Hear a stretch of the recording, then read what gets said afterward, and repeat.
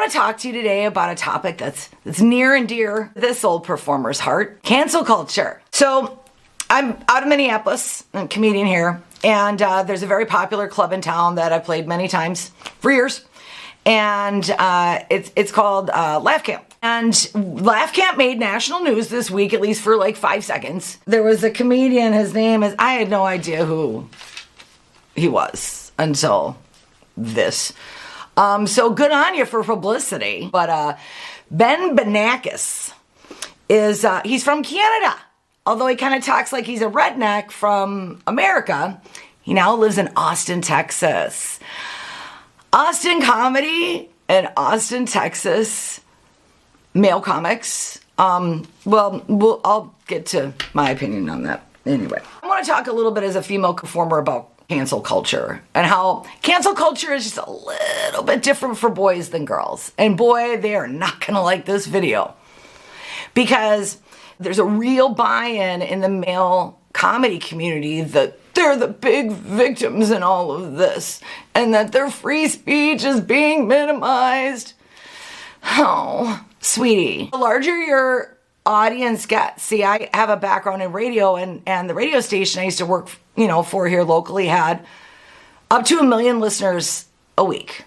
Okay. So I'm hitting everybody's opinions about everything, right?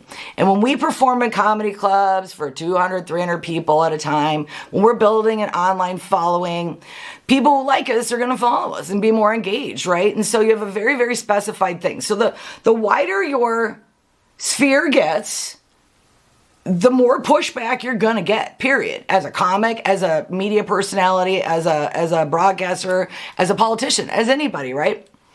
So, as everybody knows by now, the incident at the beginning of the month with Renee in Minneapolis was a horrible tragedy. And Ben decided to talk about it on stage. He's allowed to. I'm a comic. I'm 100% for free speech. I'm not a liberal, like I always get accused of. But anyway, whatever I am is not represented by a single political party in this country anymore. So, but let's just say this. So back to Benny. Ben decided to make light of the situation, make fun of the death of a mother of 3. And he was scheduled to come into town and perform. And there was, he has a big following. There were 6 shows. I'm showing my Minnesotan. 6 shows, I believe. And they're all sold out, which is great for the comedy club because I, as a comedian who actually lives in this town, I want our comedy clubs and our art spaces to exist, okay? So anyway, he shares this joke online, and I've listened to it, I'm never gonna give another comic any airtime, especially one like, and it really wasn't very funny. I mean, it was fine, but I mean, it was pretty observational. It was just what my old radio consultant would call table chair. It was a pretty easy association. It was like, okay, when you say the word table, what's the next word you think of? Chair, right? That's kind of what it was. He was doing a thing that's very, very popular for male comics to do on stage. And that's to just see what they can get away with. And this is not new, but it's a behavior I observe a lot. And you gotta remember there's 2 things. There's 2 rooms. Whenever you're performing on stage, you're performing for 2 different audiences. There's the audience that paid to see you, or at least paid to get in the venue, or at least stumbled in for the free show and bought a drink. And then there's the people who you actually care about, which is the back of the room, which is all of your friends. And a lot of times, you get more validation as a performer when you, just shock the shit out of all your buddies. Right? Like, the audience hated that. And everybody's like, oh, dude, bro, that was so funny, though, right? Like, F them, who cares? That was really funny. It was worth it. And real talk, I have the sense of humor of a 5th grade boy. I have a filthy, filthy sense of humor. I love a good joke. I love a good dirty joke. And I'm not saying he shouldn't do those jokes. He's a performer. He's a big boy. Okay? But what I get very upset about, and I'm going to tell you guys my own cancel culture story, because I had a bish try to get a show of mine canceled too. Anyway, but the idea that there is speech without consequence isn't true. Right?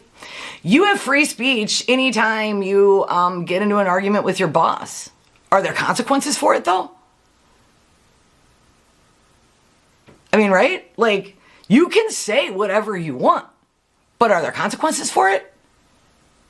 Yeah, there are. Because you're free to say whatever you want, but others are also free to take that or leave that. And so there has been this idea popularized by a lot of comics and podcasters, male podcasters, trying to argue that they've been victimized in some kind of targeted way by this liberal, the faction or something like that. That's just being on the internet. Anybody who's doing well in their life, anybody who's doing anything creative, if you're a comic and you're out there actually grinding and you're doing it 6-7 nights a week, sleeping on a buddy's floor, doing all the hard work, none of the payoff yet, keep going. I'm here to support you in that. The grind is the best part. Coming up and learning is the best part, right? But all comedy clubs are businesses. Businesses operate on business plans, okay? And when they hire you for a show, you're an employee of theirs for the night because you contracted with them. You've signed an independent contractor agreement. At least I hope you do. Sign an agreement. Get your stuff, get a contract. Go on ChatGPT. Have them write you one. But get things in writing. But the idea that the speech should be free of consequence, okay, but then you also don't get to get monetized. But then you also don't get to get paid. Because this comedy club in town, now, this guy, because he had a contract, he's going to get his money. And the club had to scramble and put in some other comics that are local and fantastic. But these people are disappointed. That's not who they paid to see. I don't agree with the guy's politics, but again, that's not the point. That's what free speech is actually about. But to cry and whine to the audience and act like you are a victim of something other than your own free speech is really frustrating to me, because it buys into this narrative that you're not being treated fairly. Every major comedy club in the country features almost all male headliners throughout the year, even in diverse areas, even in areas where it's mostly a black audience, you're still going to get 50% of the guys being white. Because nationally, when they book and you actually get big enough as a comic to have management, then you have a manager, like in business. And then they send you to the places. And, like when you work for like the Improv chain and a lot of these other companies, or when you're headlining, it's a door deal, which means that the more people you get in the door, the more money you get. But if you're not bringing people in the door, they're not going to keep booking you. So one of the oldest things, and I think everybody knows this phrase, but this is what I want to say: read the room. And what happens when you're so used to performing in this microcosm? I think he's from Canada, but he's in Austin, Texas. And there's a lot of this very, very, Elon Musk had a huge influence. obviously Joe Rogan, and then they run like this hot comedy club, and everybody's trying to out-alt each other to the right and the left. They're just trying to out everything. Like, and I'm all for nothing being, there is no sacred cow to me. I don't think there's a single subject that is off limits. But how do you do it? I was told early on in my career there was no way to tell a joke about cancer on stage and get a laugh. And I'm like, no, there is. And I wrote it, you know? Here, I'm not setting it up like in a real way because there's no audience, but when I first met my future mother-in-law, I didn't realize at the time that she was a breast cancer survivor, and she had a mastectomy. And so the first time she ever met me, she grabbed my boobs like this, like I was in junior high, like in 16 Candles. She went like, oh, look at you, and like squeezed my tits. For real, first time I ever met her, first time I went to her house, and I'm just dating the son at this point, and he was like, oh, I'm super embarrassed. And he's like, and then he explains, he's like, my mom is a breast cancer survivor, and I think she's been obsessed with people's boobs ever since that happened. And he's like, I just can't imagine how that could have gone worse. And I'm like, well, yeah, it could have gone worse. She could have been a cervical cancer survivor. Right? And that's a cancer joke. But the point is that the target of the joke isn't making fun of people with cancer.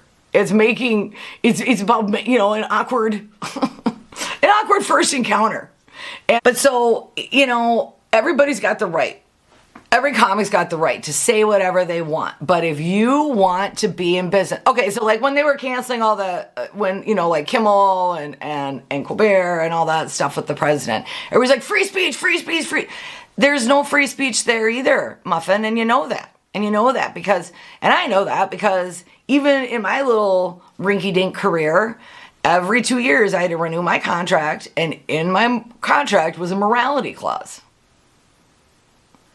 And there's other clauses in there, like if you say stuff on air that makes the business look bad or costs the business money, we can get rid of you if we think we want to. And there's not a lot you can do about it. So everybody that you hear that makes money, unless it's not completely like self-funded from like their own subscribers and stuff like that, but any radio, TV, blah, blah, blah. In professional broadcasting, television and radio, they have a code of conduct, and they know that. And they know that. Like I said, they're going to pay out his contract. They had one. He's got professional management. And so now he's going to be able to just like sling this over his shoulder and carry this little baggage of, look at, I'm such a big victim. The mean liberals tried to cancel me. Yeah, but your joke was in bad taste. And it's not really nice to make fun of people that just died for a cheap laugh. I mean, you can. I remember I was in a comedy club the night Michael Jackson died, and there was a conversation. All of us huddled up, and we're like, are we going to talk about Michael Jackson dying? Do you think everybody? And then, we had, it wasn't, management or a boss or anybody, but we were all just kind of like, what do you think? And someone just said what we were all thinking. And like, well, fuck, he's a child molester. He's a pedophile, But so, we made a conscious decision. But had there been someone in the room that saw me do that Michael Jackson joke that night, and they had been thinking about hiring me for something, but then they saw me do that Michael Jackson joke, and they didn't like it, they might not hire me. But those are real world consequences. This is not you being treated any differently than anybody else who's a performer. And the confirmation bias that you just keep seeking to validate your point that you're some kind of other in a comedy industry that's dominated by white male comics. You guys haven't lost your position. I mean, come on. One of the other points I want to make before moving on to my cancel culture story, the reason they were canceled was because there was counter demonstrations being planned, and that bar has been around for years and years and years, and there's not a lot of parking. It's difficult to get close to it. It's very in a downtown area. So I mean, this would have been a really big traffic problem. Also, where the club is, it's also very close, and it's right by like the fire department, the police department, and two of the main hospitals in downtown St. Paul. So they were worried any kind of a protest, even more than 50 people, would really actually cause a legitimate traffic problem. Not just he needed to hire some extra security guards. This would have meant taking the police officers for St. Paul that are supposed to keep the actual residents, like people like me, safe, who live around here, to protect you from your own decisions. And as a non-taxpayer of Minnesota, and, you know, I don't know if you're on some kind of a visa here in the country, but gosh, I hope you're not here illegally because you're from Canada. Talking about illegals on stage. But hey, I'm no immigration attorney. So that is part of the story that he's leaving out. There were public safety concerns. There's only so many. We have a light rail system in downtown St. Paul, and this is where this club is 6 blocks from the state capitol. All government buildings down there. This is not a place that's set up for that. And because of the light rail system as well, and the fire department being literally around the corner from the club, like you can see just about the fire department from the club, they only have so many options and routes for getting out. Anybody protesting on the road in front of the club, that's one of the main thoroughfares. Okay. So it's not all about you, Benny Bankas. Benny Bankas from Canada. Immigrant. Okay. Now. All right. I'm going to tell you my cancel culture experience. So, ever since the George Floyd incident, things have been really hot. Anyway, so that never really ever got resolved. And my background is, my degree from college is criminal justice. And I was raised Republican. I voted Republican the first 16 years that I voted. I voted for Republican candidates all the way up. I voted for Bush W twice. That was the last time I voted for a Republican. And without getting too much into my politics, but I love my country. I'm extremely patriotic. I think America is, super flawed. And we got a lot of problems, but so what? So does every family. This is just one big dysfunctional family. And we're all in like intervention right now, and we're trying to work it out, right? But because of my criminal justice degree, when I started doing stand-up comedy, I was putting that on my bio. That was my background. And as a result of that, I have done over the years many fundraisers and law enforcement organizations, military organizations. Doesn't matter how I vote. I love our cops, and I love our firemen, and I love our first responders, and I love our military. These are the people that are the glue that hold everything together, and we take them for granted all the time. But so here comes the cancel culture story. So, right after Floyd, that incident happened, I was already on deck to perform and do a corporate for the Wright County Sheriff's Department in Minnesota. And I was like, ooh, because as someone who was trained in law enforcement, when I saw the footage of Derek Chauvin, I was like, nope, that's not procedure. Once someone's in custody, you can't keep using excessive force for 8 extra minutes, dude. And I was really having a hard time as a performer rectifying the fact that I was really upset about what I saw, but also I was trained in this field, and I know how much infinitely harder his unforgivable unforgivable act that he committed that day It just made everybody else's life harder.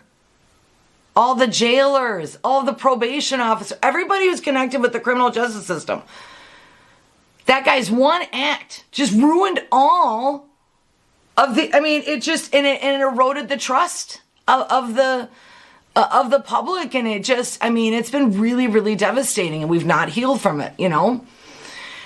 And that's on us. But so it was shortly after that, and I'm like, well, on one hand, I want to cancel my own gig because but then I'm like, no, you know, like we've got to, you know, I'm a centrist, man.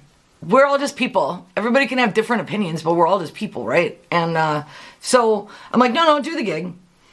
But as a performer too, and as someone who, you know, like the night that all happened, I happened to be dating someone who lived in South Minneapolis. So I was like 6 blocks away when all that went down. So, you know, I feel a little bit of a way about it. And so as a performer, and I'm driving up, and I'm like, should I? So I had this really funny thought that popped in my head, and I was like, right?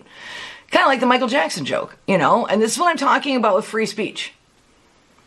I made this decision. So I'm in front of the Wright County Sheriff's Department, and I thought I would just address the elephant in the room. And I go, hey, you know what? I'm really glad to be here. You know, I've been supporting law enforcement organizations for, you know, over a decade. And normally when I do a corporate, I like to film myself, but, you know, I didn't bring my camera. I figured you guys wouldn't be into that.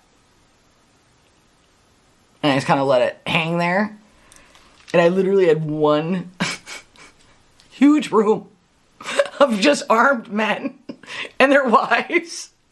There was the one female detective, a redheaded gal. She's awesome. And she was the only one who laughed. She was the only one who got it. And I was in a hole for the whole rest of that set, right? I mean, I got my check, and yeah, I left. They were like, before they were like, oh, after the show, have the buffet, hang out with us, do stuff. After that show, they were like, I'm like, let's go. And I'm glad I didn't tape it, because I don't want to even ever relive that. It did not go well. I don't feel like I gave them their money's worth, because they did not seem to enjoy it. So, and that's the way sometimes things work, right? But, so, the cancel culture. So, because I thought that was a funny story, I tell that story while I'm doing stand-up in Minneapolis. And in Minneapolis, they thought the story was funny about how they didn't like being filmed. And it was just like a throwaway joke. It was just a line. And I had it in a 5-minute chunk that a buddy of mine had recorded. So I posted it, and I get a call, and this was 2 years ago. It was right before Valentine's Day weekend, and it's northern Minnesota. Cute little restaurant, family restaurant, and they don't do comedy but once a year. And we'd been talking up into the show, and he's like, great ticket sales, we're just about sold out, we're all good. And I'm like, cool, you know? And I'm a performer, and I mean, I rely on my check too, you know? And Valentine's Day is like New Year's Eve. It's one of the biggest comedy nights. And so that's often when you're doing stand-up, you always want to be booked New Year's Eve, and you always want to be booked, you know, on Valentine's, because those are big nights for people to go and attend comedy. People that only maybe go to comedy once a year, every 10 years, right? So I get a call from the owner, and the owner's like, hey, we might have to cancel the show. And I'm like, oh man, why? Like, I thought you said we were good on tickets and that. And he's like, oh, that's not the problem. So I had forgotten about this joke. I mean, it was on the internet. I don't know. I didn't even have it on my YouTube page. So I don't even really know how she found it, but she did. And I have this throwaway joke about how being uptight about being filmed by citizens. That's not relevant now at all, right? So they haven't gotten more of a sense of humor about being filmed by citizens and then being under scrutiny by the public for their actions. It didn't go over well then. Anyway, so she sees this clip. I don't realize that this woman is quite the to-do in town. She's like the Real Housewives of something. And she's like best friends with or married to or something. She's connected to the sheriff or whatever. And they had bought a big chunk of tickets, but now they're going to boycott me because I said mean things about the law enforcement. And I was just incensed. Like anybody would be. Like I said about that Bankas or whatever. I get being incensed when someone wants to cancel you. I was pissed. And I told the owner, I said, well, and as soon as he kind of gave me the background of what it was, and she saw this video, I was like, oh my God, I don't even have that up on my website. I mean, I forgot about, oh Christ. Anyway, so I explained to him, I said, I understand that she didn't like the joke. And I understand that maybe she thinks that's coming off as anti-law enforcement, but I want you to know that it was a true story. I said I had the gig with the Wright County Sheriff's Department because I have a degree in law enforcement and I've been performing for law enforcement organizations and military organizations for 15 years. My very first paid hosting gig, where I made more than $50, was at the Air Force Base in town. So I was super mad that I was being accused of being anti-law enforcement, like not patriotic, because of that joke. And I said, give me her phone number. I'd love to talk to her. Well, meanwhile, this woman had started a Facebook page, like telling everybody, don't go, and honey, And so I said, give me the number. I said, give me the chief's number. I'll gladly have a conversation with them. We may have gone to the same college. I mean, I graduated in Minnesota, so, we might know people. I've got friends on the force all over the state. So,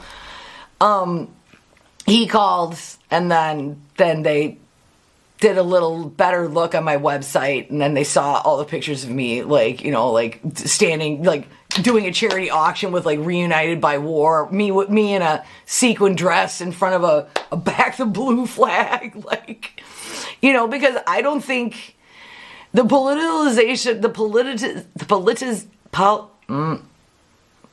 politicization, close enough, of our judicial system and our law enforcement system, it's got to stop. And both, don't get me started. I know it's both sides. They both play it up. Everybody's like, I'm tough on crime and I'm good for cops and whatever. Whatever anybody thinks that they think they're doing a good job, no one's doing a good job. We gotta fix this. But it's not fair for us to ask.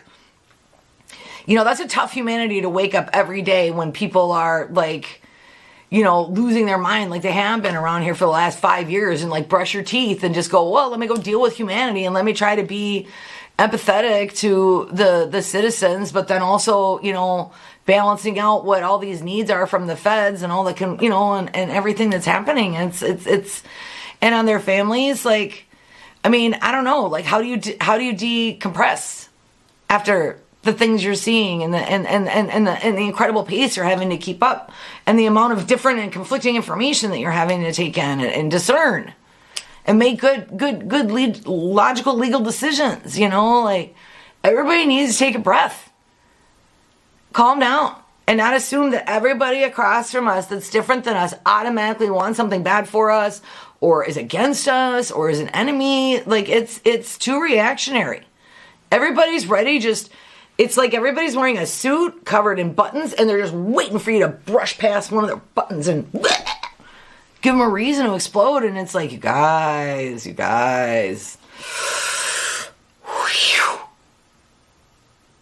Don't think. I have CPTSD. I'm too living through this time. But we've also got to keep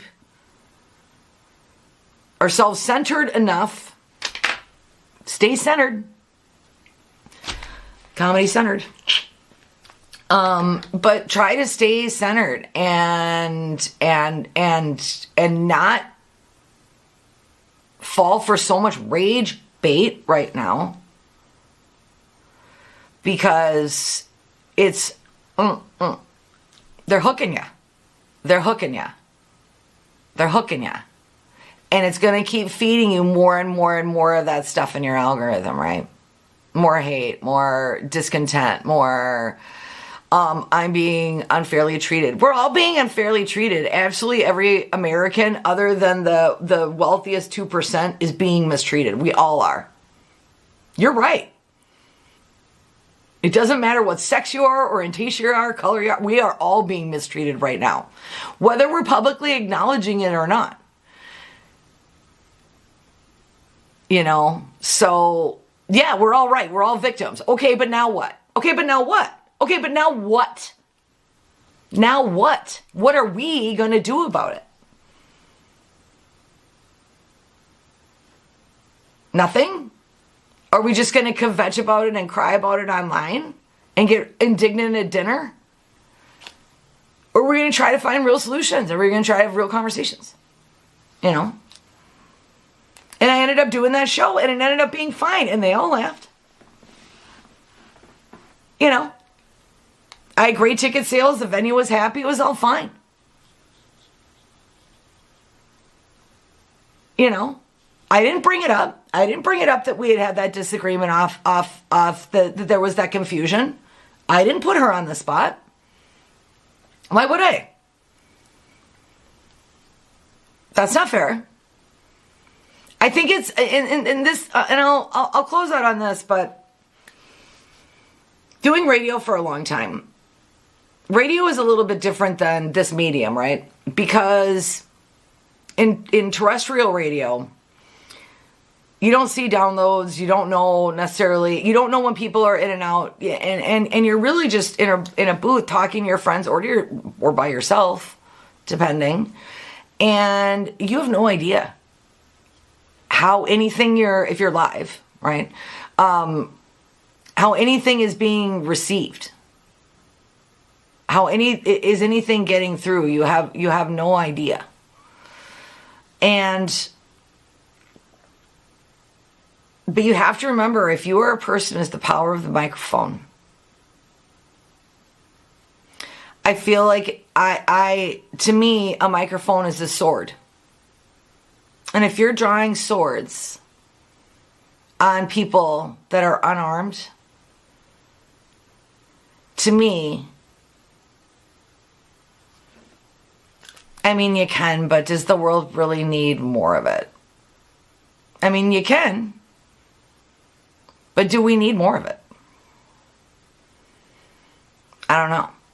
I want to think that comedy will survive this period and we won't lose the actual art of bringing people together through comedy as opposed to finding ways to stay divided. And I hope we survive the censorship. You know? And as a performer, you know what? You get to say it through a microphone, and all they get to do is to pretend that they're you. So, like, who cares? It's okay.